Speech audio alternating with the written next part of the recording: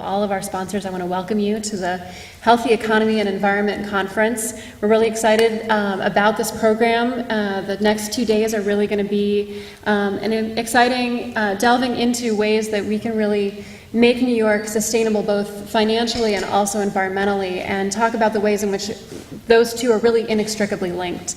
First of all, I just again want to welcome you. Clean and Healthy New York is an environmental health advocacy organization. We work for a sustainable economy, healthier products, and ultimately a healthier world. And we are really pleased to have worked with a great group of folks who have put in a lot of hours to make this successful. I'd like to first thank our legislative sponsors, Senator Mark Grisanti and Assemblyman Robert Sweeney. They're the Environmental Conservation Committee chairs who graciously allowed us to use this space here.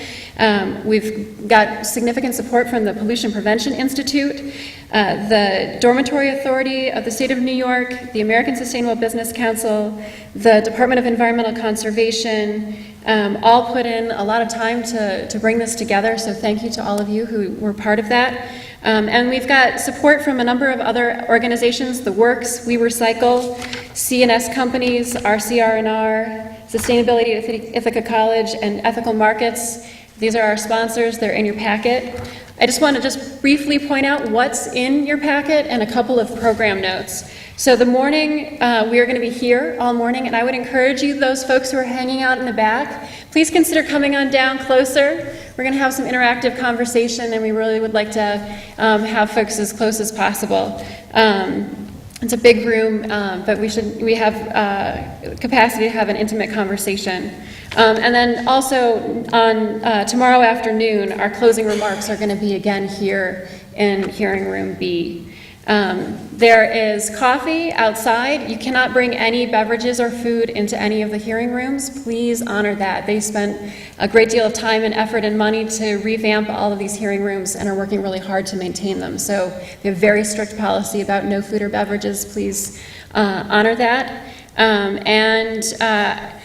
Without further ado, I want to welcome our opening plenary. We're going to hear from 3 fantastic speakers about what it means to the economy to focus on this healthy economy and environment, what does it mean to the environment to do that, and what does it mean for our health.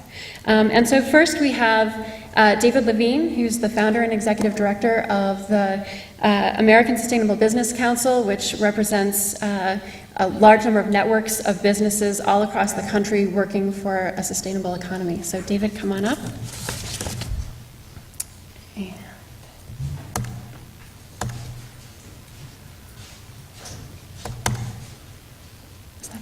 Business case for policy. Did I get the right one? No.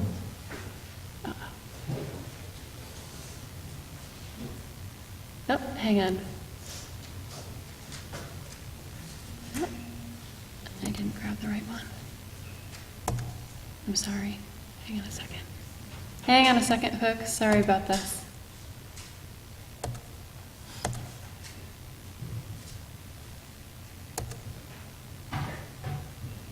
When I downloaded. Oh. Okay. So you want to just let someone else go first? Yeah. Why don't we just switch this up so I can get the right PowerPoint for David. Anne, since I know that you're speaking without a PowerPoint, maybe you can come up and talk about the environment first. Anne Reynolds is the Deputy Commissioner for Administration with the Department of Environmental Conservation, and she's also a longtime advocate for the environment in many different roles. So why don't you come on up? Yay. Thanks. Good morning. It's very nice to be here to have an opportunity to talk about the connections between a healthy environment and a healthy economy, and to give a little bit of the Department of Environmental Conservation perspective on that connection. When I was considering what I wanted to say this morning, I remembered an article I read recently in Time magazine, although admittedly I couldn't find it last night when I was looking around my house. But the focus of it was water shortage in the southern states, and the basic thesis was that the incredible amount of growth and economic development that has happened in the southern states in the last 25 years has created water shortages that's going to limit their growth and economic development in the future. and it's going to be those water-rich states that are going to be the targets of more growth and economic development. And my reaction when I read this was, see, we realized this in New York when we were putting forth the Water Resources Bill that became law just recently. And when we were crafting that bill at the Department of Environmental Conservation, we were not promoting it as a bill that was necessary because industry or business had somehow caused a problem or that it villainized industry and business. Instead, we put forward that bill on the premise that we needed to conserve water and understand our water use going into the future if we were going to allow for more growth and development in New York State. And I think that article supported that, and I think the fact that the bill passed supported that too. Because I think it goes without saying that a healthy economy requires a healthy environment. Businesses want to locate where there's the natural resources they need, and that's why historically New York City is located along our beautiful rivers. I think employees want to live where there's clean air and clean water and where there's uncontaminated land for their homes and for their children's schools. And I think this has always been the case. And I think that as the environmental movement has evolved and changed, and even as the face of New York's economy has evolved and changed, this continues to be the case. And I think it's the case now, even when New York and the nation as a whole is struggling to put the economy back on track. So I wanted to put this in historical context just briefly, because when we think of the early conservation movement in the 1800s, we think purely of conserving land. That's when the National Forest Service was created, that's when the national parks were created. But it was at that same time that the concept of sustained yield for fisheries and for forestry was developed, when the concept of multiple uses and providing for multiple uses like mining and ranching together was also introduced. So this early body of environmental law was really natural resource laws that recognized that we had to balance businesses' use of resources with other uses and with our collective interest in having these resources available far into the future. So they recognized the connection between a healthy economy and a healthy environment, and this was back in the 1800s. Jumping ahead, we know that the modern environmental movement was predated by this increasing consciousness of ecology and really a recognition that the way we were doing things wasn't working anymore. That the way we were disposing of wastes and wastewater, just as one example, was really putting our economy at risk, our businesses. It was changing the way people were able to live and to work and to play. So by 1970, when the first Earth Day kicked off what has now become known as the Environmental Decade, there was widespread and completely bipartisan agreement that government needed at that time to take on a bigger role in protecting air, water, and land. And all the environmental laws that we take for granted now were the result of that movement. So the question is, were all these environmental laws successful? And I think probably the people in this room would have a great variety of answers to that question, but since I'm the one speaking, I get to give my opinion. I think they were quite successful, and they continue to be, and they certainly represent the core business of the Department of Environmental Conservation, but like any success, it wasn't complete. The air is cleaner. Truly visible pollution is essentially not, is virtually absent. An enormous investment was made in environmental infrastructure as a result of that, and enormous cultural changes resulted, everything from recycling to the organics movement. But even as early as 1990, which is hard to believe that's already 26 years ago, there was a recognition in some quarters that we needed to go what we then called beyond compliance. And this, of course, was motivated in part by people who thought that there was still unsolved environmental problems that needed to be addressed. But an equal motivation was the recognition that society needed to do more than the command and control approach of all those environmental laws. Because going green can be good for the bottom line of individual businesses and good for society's revitalization of the economy as a whole. This was necessary because business was not simply the bad guy that was solving this problem, that needed to be controlled by all these environmental laws, but in fact, we all were. And it was all of our lifestyles that had to be changed in order to get ourselves to a truly sustainable economy. So I'm sure that over the next 2 days, you'll be discussing examples of this. Reducing pollution by using less energy saves money. Less air pollution can reduce health costs and lower absenteeism. Less waste can mean better jobs. The recycling industry provides 32,000 jobs in New York State in 4,000 recycling-related businesses, which is a pretty impressive figure. And a reliably uncontaminated base of agricultural land and forestry land provides us with the food and other products we need. And there's over 36,000 farms in New York that provide almost 120,000 jobs. And forest-related manufacturing and logging directly employs 39,000 workers in New York. And in another industry where DEC also plays a role, outdoor recreation, which depends directly on open space, beautiful landscapes, public lands, and healthy wildlife populations. That industry, outdoor recreation, supports an estimated 130,000 jobs in New York and contributes $11.3 billion to New York's tourism economy each year. So New York's abundant natural resources and our efforts to green our businesses can make us more competitive because, in fact, as you all know, the world is hungry for energy sources, infrastructure, products, and practices that work, that get the job done, but they also don't contribute to climate change, burden ourselves with more pollution, or place health risks on consumers. And the economy that can produce these green products and services could be the most competitive in the new marketplace. So as society has moved from this conservation movement to the environmental movement to this era, whether you call it beyond compliance or pollution prevention or going green, the role of government has had to evolve too. And so recognizing this link between environment and economy, what do you think is the role of government, and specifically the DEC where I work, in this new going green era? Well, the fact is, first, implementing all the environmental laws still remains DEC's bread and butter. We have the responsibility to maintain those programs that are on the books, and we will absolutely continue to do that. And in fact, regulating pollution has the benefit of leveling the playing field between industries and businesses and helping society avoid future costs, because we all know, for example, that remediation is so much more expensive than prevention. But we also have the responsibility to facilitate that compliance at DEC and not make our regulations unduly burdensome, especially when there's no additional environmental benefit. And in this time of constrained resources, we really can't afford to invest our time in anything at the department that doesn't have a direct environmental benefit. So this includes making timely and wise permit decisions, providing outreach, assistance, and incentives for self-audit at businesses, and practicing consistent and even-handed enforcement. And this second responsibility, of course, is related to the goal that Governor Cuomo has made clear to all state agencies that New York is open for business. The department has been actively engaged in the Regional Economic Development Council process, and through our permitting and seeker review, DEC really plays a central role in nearly all economic development projects around the state. And as such, with these new regional plans in place, we are committed to partnering with businesses to find workable solutions to environmental compliance in order to implement those regional plans.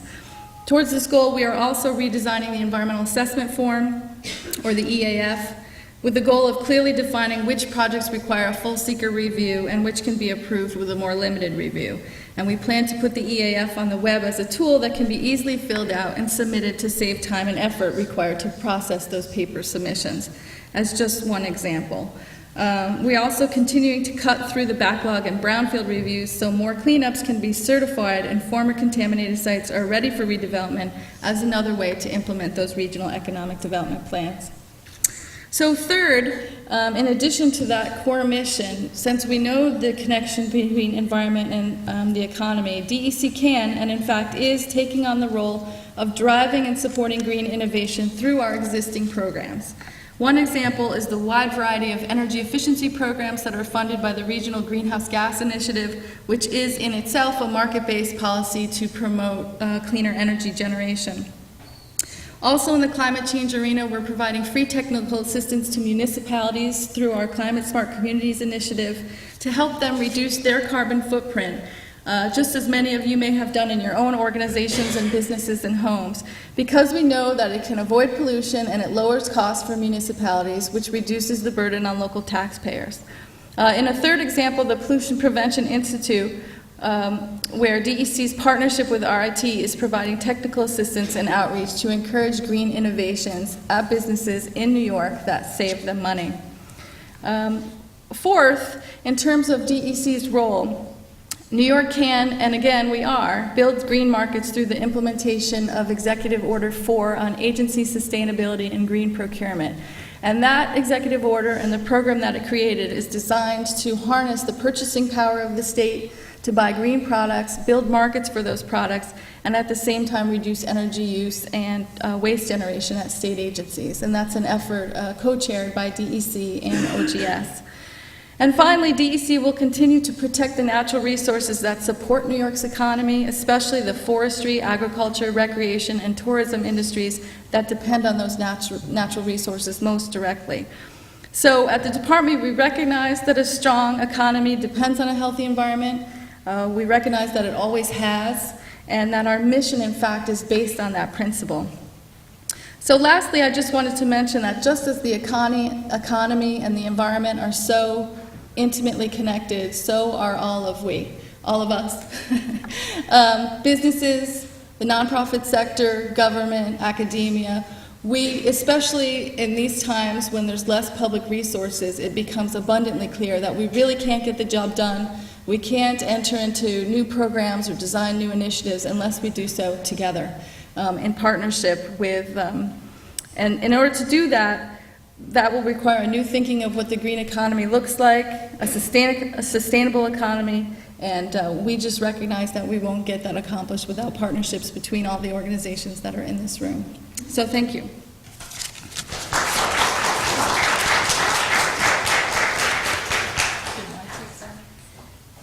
Great. Thanks so much, Anne. So next we're going to hear from Stephen Bose, who's the Executive Director of the Learning Disabilities Association, and he's going to talk with us about the environmental impact on health and the connection between the two. And Steve, while you're doing that, I'm going to crouch down here. Hi, thank you. Thanks for the opportunity to be here today. And got a little rasp in my throat, but I think I'll get through it here. So yes, I'm Stephen Bose. I'm Executive Director of the Learning Disabilities Association of New York State, and I am in the right place. I'll explain that as I go along. I'm here at a Healthy Environment, Healthy Economy conference. Learning Disabilities Association, or LDA, of New York State. We started in 1958, as did I, and we are the oldest learning disability advocacy organization in the country, probably in the world.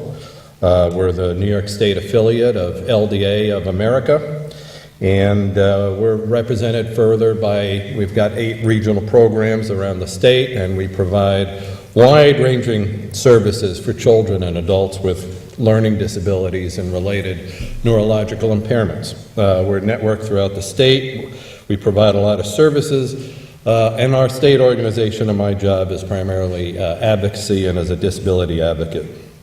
So why are we here? What is the connection between learning disability and a healthy economy and a healthy environment? Put simply, learning disabilities and related neurological impairments, such as autism and some of these other new type of, not new, but newly discovered or newly understood neurological impairments like autism, Asperger's, various places on the autism spectrum, are one particularly tragic result of an unhealthy economy and an unhealthy environment. Other tragic results include childhood cancer, which is, continues to increase, childhood asthma, which is at epidemic proportions, even obesity, which is where there's research now increasingly linking environmental toxins with the obesity epidemic in children. So we are in the midst of several broad-based, serious children's health epidemics. Exposure to toxins in the air, water, as well as in our homes, workplaces, food, and in so many everyday products that we use regularly, are one of the causes of learning disability. So let me back up a bit and define some of the terms. When I talk about a learning disability, I'm not talking about someone who just struggles in reading and needs some remedial help. A learning disability is a lifelong neurobiological disorder that affects the manner in which individuals select, retain, and express information. It's a neurological impairment. It's a problem with the functioning of the brain. Interferes with the use of language, the ability to speak, read, write, perform math calculations. And it really has a profound effect on many with their self-esteem, their educational achievement, their vocation, their socialization, daily activities, et cetera, et cetera. They present lifelong challenges to affected individuals and their families. They're hidden because often you cannot see that a person has a disability, yet they are not outgrown, they are not cured, they do not disappear when a child leaves school, and there's really no medical treatment as well. So let me talk a little bit about prevention now and prevention of learning disabilities. Learning disabilities in many ways, and neurological impairment, they really define a person's identity. There's nothing more personal than how we think about and perceive the world and how we process information, which is my job, is to, and I fight to the hilt to assure that people with neurological impairments, people with learning disabilities, people with disabilities generally have their place, their rightful place in society and culture. So when we talk about prevention, what we want to do is be careful that we're not talking about really preventing people with disabilities. There are always going to be people with disabilities, and they absolutely have a place here. But we are talking about the need to prevent causes of disability that are caused by chemical contamination or caused by other contaminants that interfere with the processing of the brain. And that is increasingly a very serious problem. Such as with other childhood illnesses, which I'm really not that much qualified to speak to, but needs to be said, I think, at this conference. The incidence of childhood cancer is increasing by 1% a year. Now, childhood cancer is treated better, and the survivability rate for someone with child with cancer is better. But yet, the increase of the incidence of cancer in children continues to increase at an alarming rate, as it does with learning disabilities and neurological impairment. Same is true with asthma, which is at epidemic proportions. Same is true with, or seems to be increasingly true with childhood obesity. So we've got these manifold epidemics, all related to environmental contaminants. And often, I think a page is out of order here, but I'll go with it. Often related to the chemicals in the environment, the chemicals that are in our everyday products, the chemicals that are in commerce. Now, many parents assume that when they go to the store and buy a product, I heard a statistic yesterday that about 70% of parents think that when they go into a shop and buy a product or a store or order something online and buy something, an electronic good, something for their baby, anything, they think it must be safe. They think that some governmental agency, some governmental authority must have checked this out, must have checked out the chemical composition, must have checked out its safety, and assured that this product is safe. And that's not true. We've got many people doing their holiday gift shopping, and even the most well-informed and technically savvy parent has no way to assess the relative safety or toxicity of toys or other products on store shelves, or any other product intended for children, or any other product. So this, in my view, is simply wrong and must change. Now, much of what we know about chemicals in products and chemicals in the environment that can cause neurological problems comes from studies of adults, often but not exclusively workplace studies. We know that lead, mercury, various organic solvents, and many other chemicals have been identified in peer-reviewed scientific literature as causing neurological effects, mostly through occupational exposures. Yet many of these chemicals remain in common use and are produced in high volumes. Even lead, which we have known for about 100 years or perhaps even 2,000 years, depending on your history perspective, as being a neurohazard, is still on the market in children's toys, children's products. In the years since TSCA, the Toxic Substances Control Act, became law, extensive evidence has accumulated showing that neurotoxic chemicals can have a profound impact on the developing brain at levels that were once thought to be safe and that may have little or no discernible impact in adults. So children are especially susceptible, and the science bears this out. There is various time windows of unique vulnerability in a developing brain, beginning in utero and continuing through adolescence in a delicate step-by-step process, and chemicals can interfere with that process, causing lifelong neurological disability.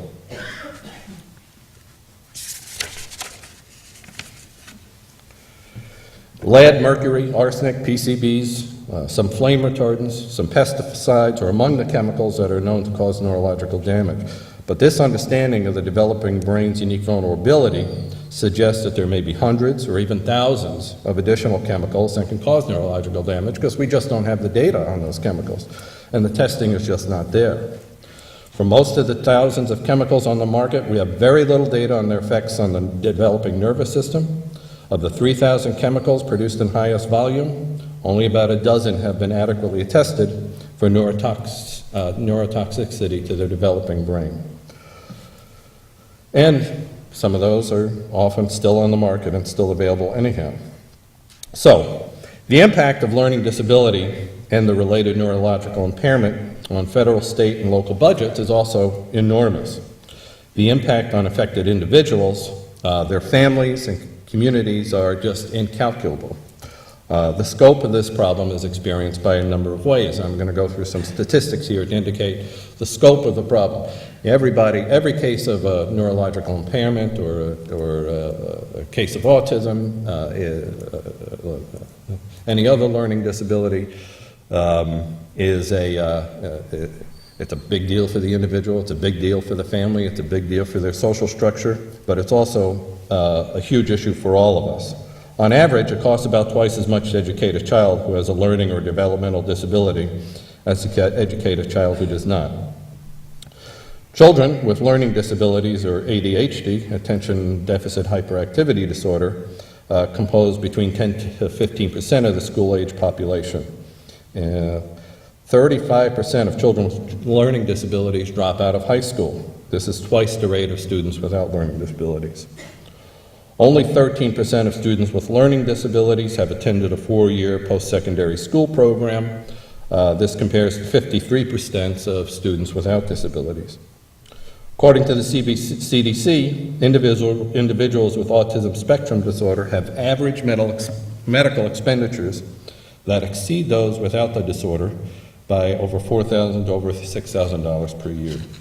Recent studies have indicated that a lifetime cost to care for an individual with autism is $3.2 million. A 2006 study reported the economic costs associated with autism in the United States are approximately $35 billion per year. Over half, about 60% of the teens in treatment for substance abuse have learning disabilities. About 60% of students with learning disabilities were unemployed 1 year after graduating, and that statistic was from before the economic turndown starting in 2008. Half of all persons with learning disabilities are out of the workforce or unemployed, and the same goes true with that statistic. Half of young women with learning disabilities will be mothers, nearly all of them single, within 3 to 5 years of leaving high school. One study showed that 44% of the TANF, or the income support population, were found to have a learning disability. 31% of students with learning disabilities will be arrested 3 to 5 years out of high school. And half or more of juvenile delinquents tested were found to have learning disabilities, while nearly half of the inmates in adult correctional facilities have learning disabilities.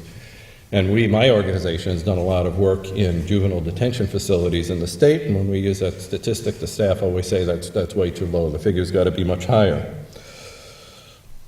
So, there are now many products available on the market that are comprised of chemicals that potentially cause harm. Children are uniquely vulnerable to these chemical exposures, and the steadily increasing use of chemicals in consumer products correlates with an increasing incidence of neurological impairment. The cost for society is huge. The impact on individuals themselves and their families are incalculable.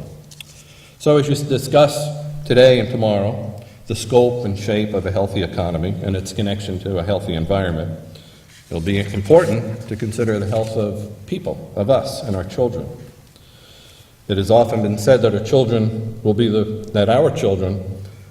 first American generation to be less healthy and live fewer years than their parents. What an awful legacy.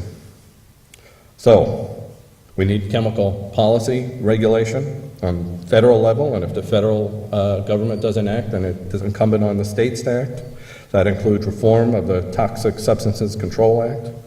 We need transparent disclosure information about the chemicals and the composition of products that we buy, just like we do with many of the foods that we buy. We need more available and accessible research on the risk of chemicals, so that people are generally aware of what chemicals are and what the risks are. We need to assure that products are safe for children before they are put on the market, and not just pull them off the shelves when Bobby tests them with a gun and has a press conference. We need to assure that products are safe before they're put on the market. And I think this will create markets for healthier products, better products, produce a healthier environment, healthier economy. Personally, I'll end with this. As a father of a son who lived for many years with severe disability, it is beyond alarming to see such a dramatic increase in preventable neurological impairments in children and to the other diseases that we talked about, cancer and asthma, and to see so little being done to look at the root cause of these disabilities and to promote effective policies to prevent further occurrence. The National Academy of Science says that of the increase, this dramatic increase in autism and neurological impairment, 25% of that is attributed to environmental causes. That's significant. I suspect it's higher, but that's the National Academy of Science. So we're in the midst of a most tragic epidemic. It is incumbent upon all of us to look at this directly and with determination do all that can be done to prevent further disability where possible. And control of toxic chemicals is one very important part of this effort. Well, thank you very much for your time.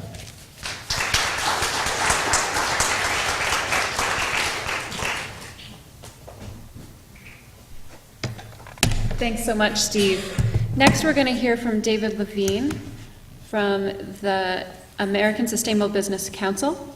And he is the executive director and founder of American Sustainable Business Council, and I am going to let him come up and take it away.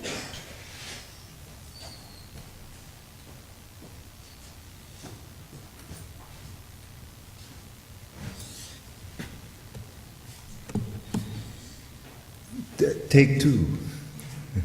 So good morning, everyone, and Bobby and others. Thanks for pulling this together. I think the timing is especially important, given the discussions at the national and the state level about how to drive a new economy.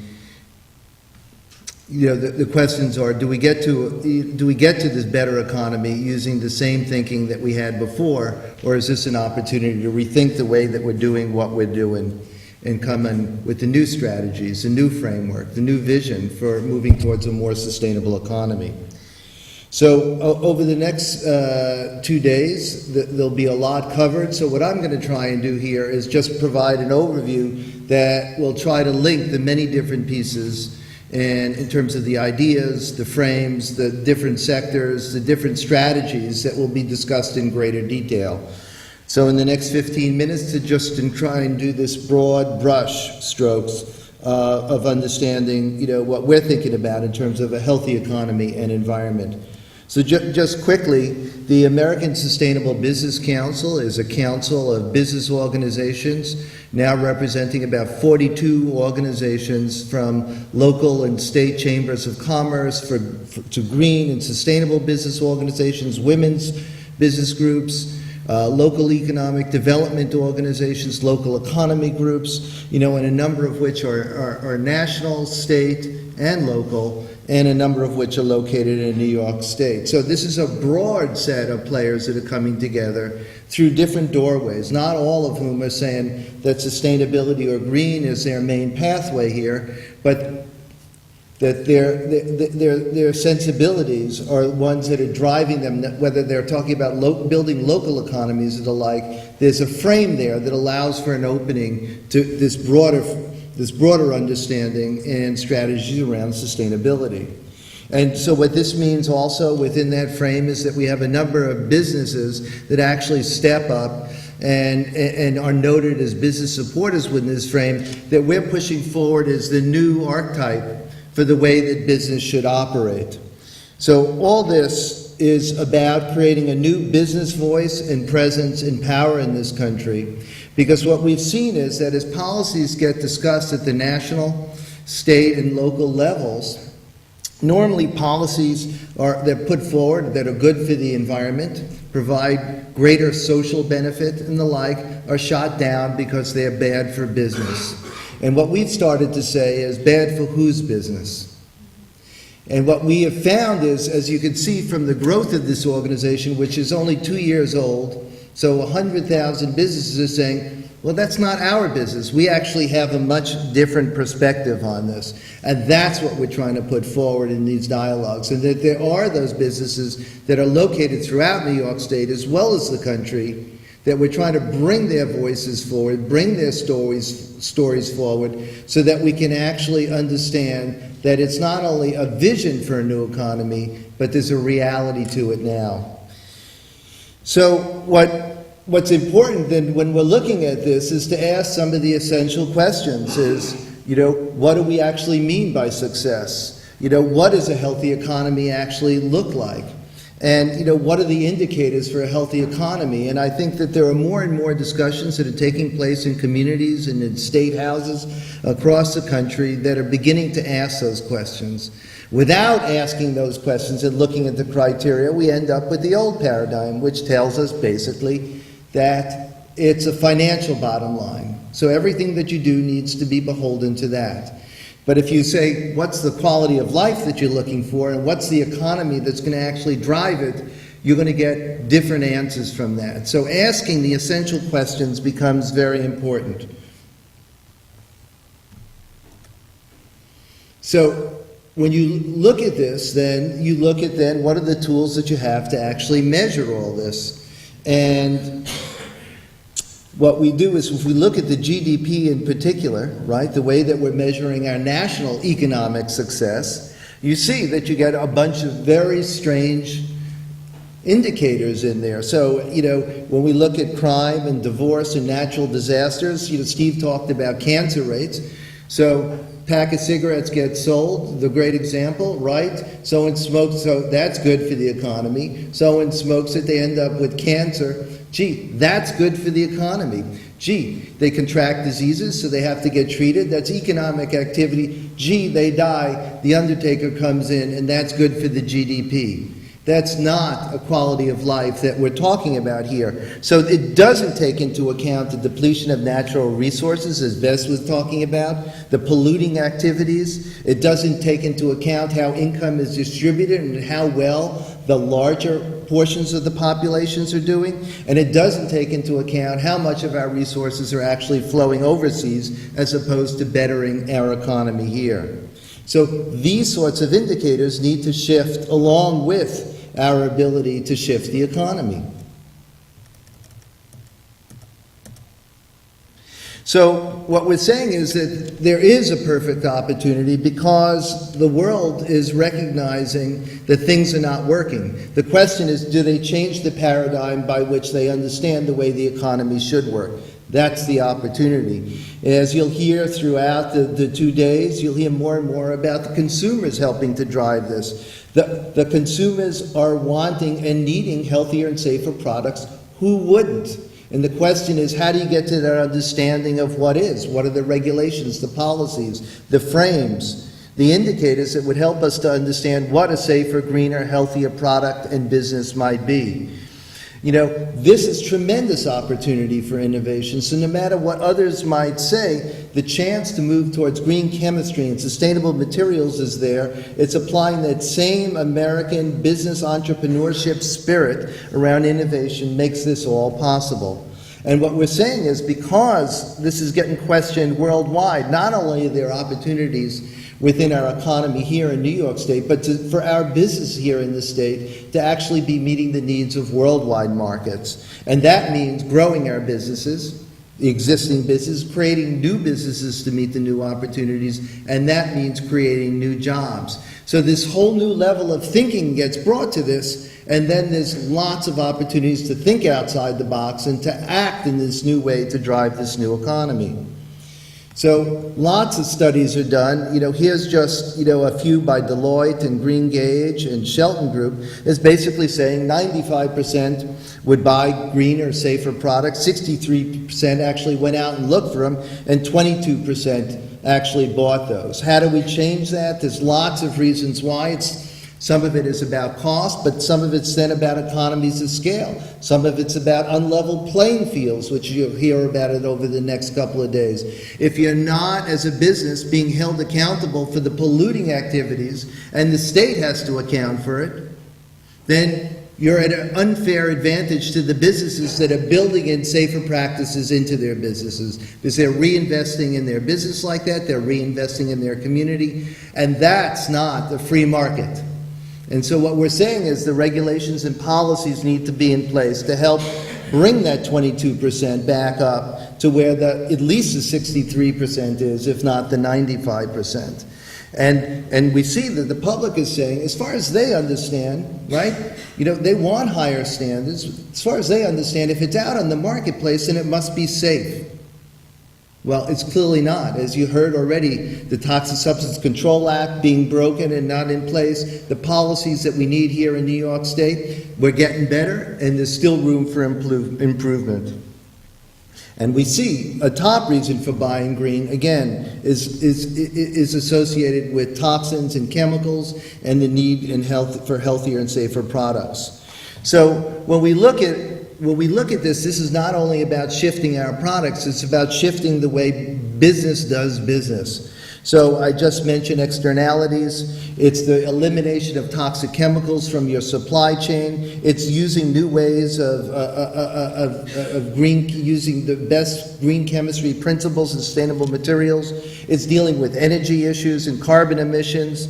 It's paying the fair share of taxes. When we look at the economies across the board here, the depletion of the state budgets and the federal budgets, it's not because there isn't enough money out there. It's just those dollars. We look at things like tax havens, where $1 trillion is being hidden by large corporations overseas, not paying their taxes. If that's not going to have an impact upon the local economy, I don't know what is.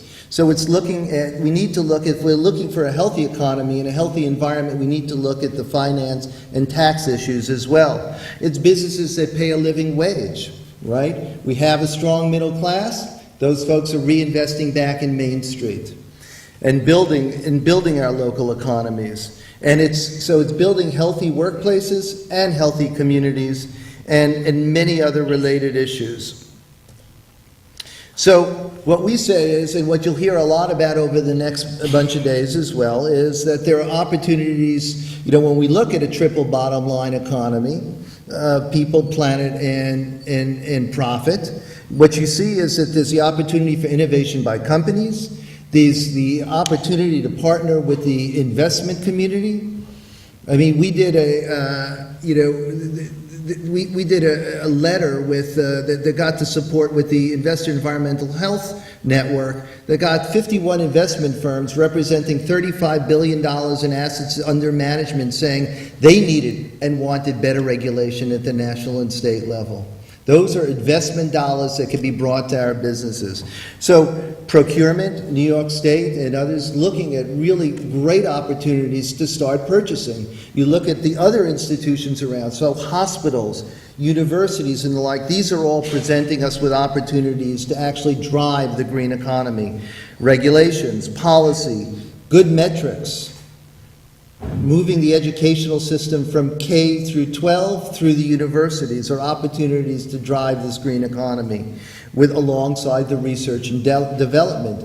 Reinvesting back in these innovations is crucial for us being able to create this new and meet this consumer demand.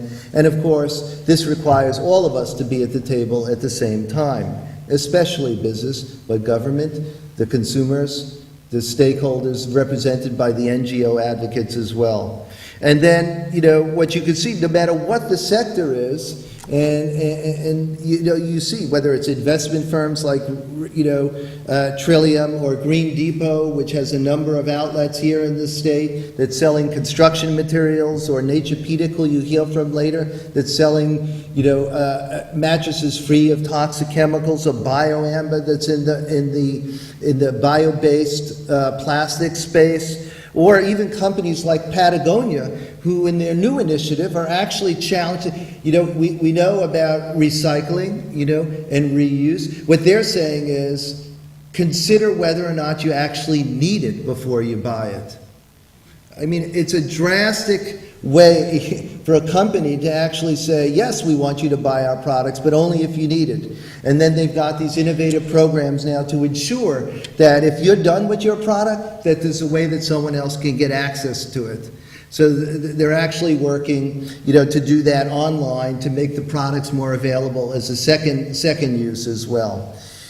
So what I was saying about investments, the Ethical Markets Media, which is another sponsor of today, has got this great tool to look at, Green Transition Scoreboard, and they're calculating $2.4 trillion worldwide that's investing in different aspects of the green economy.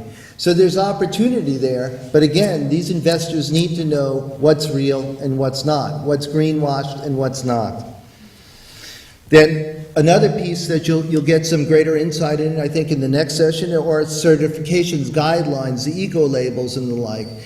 So in lieu of the government stepping in to be able to help us to move that, it's become a marketplace of these different labels that are out there.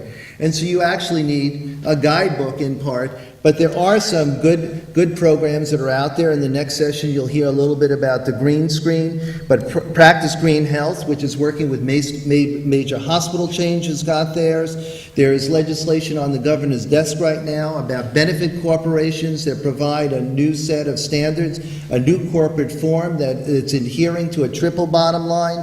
There's things around sustainable biomaterials and guidelines like that. And many companies, from the smallest to the largest, are beginning to look at these new tools, but how do we relate them to each other? How do we sort through the best ones, and how do we get that integrated into the way that the government uses that? There are new thinkings that are taking place, with Cleveland actually looking to purchase from green businesses itself. So, making sure that they've got a competitive edge because they're providing greater benefit to the city of Cleveland, and they're costing the city less at the end of the day because they're dealing with some of the externalities as we talked about.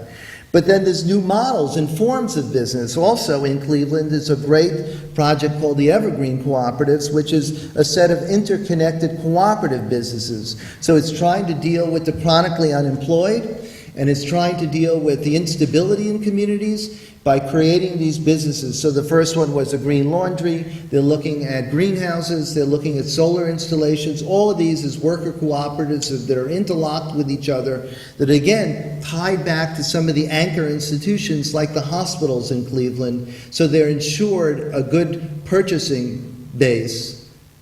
And that's helping to rebuild the economy in Cleveland, but based on green economic thinking. So again, when we look at policies, which we will hear more about as well, it's important to understand that it's the range of policy. So it's around climate and energy, it's around taxes and finance, it's around the way our elections actually take place. From the national level, looking at Citizens United, to campaign finance reform in this state. If we're going to get legislators to actually look at the validity of policies, then we need to understand that unlimited large corporate contributions is not going to create a healthy electoral process for us. So looking at those policies are important as well. And of course, looking specifically to the economic development opportunity, new opportunities for funding local businesses through crowdfunding, which we're looking at in terms of changing the policies at the SEC, to actually chemical policy reform. Right now, New York State is looking at, regulating toxins in children's products. A great opportunity to drive new products, new businesses, and new opportunities for the New York State economy. So, in closing, again, we're basically saying there's lots of ways to drive this forward, and we need to look at this as an integrated strategy. So clearly, to engage the business community as a part of this, particularly those that are looking and open to the new paradigm.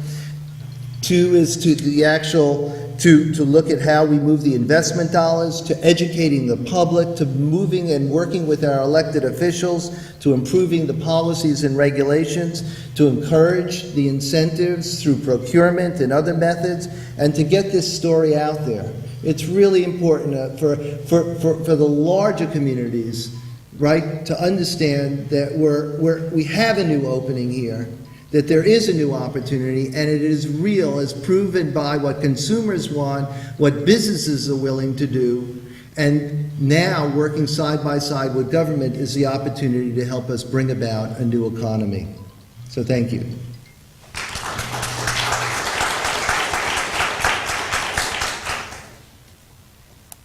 Great. Thanks, David.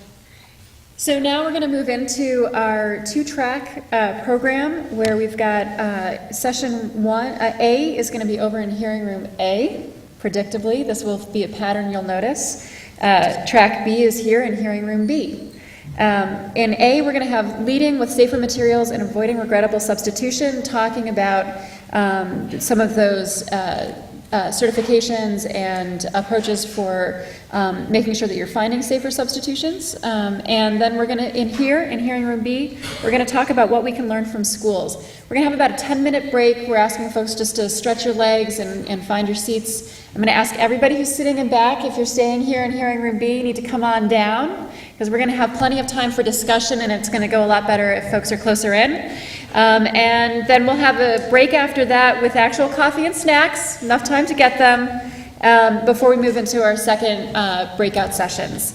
So go forth, have fun. I hope you're enjoying and hearing good things. I think we've got a great kickoff to this, and already hearing the themes of needing to work together. So please.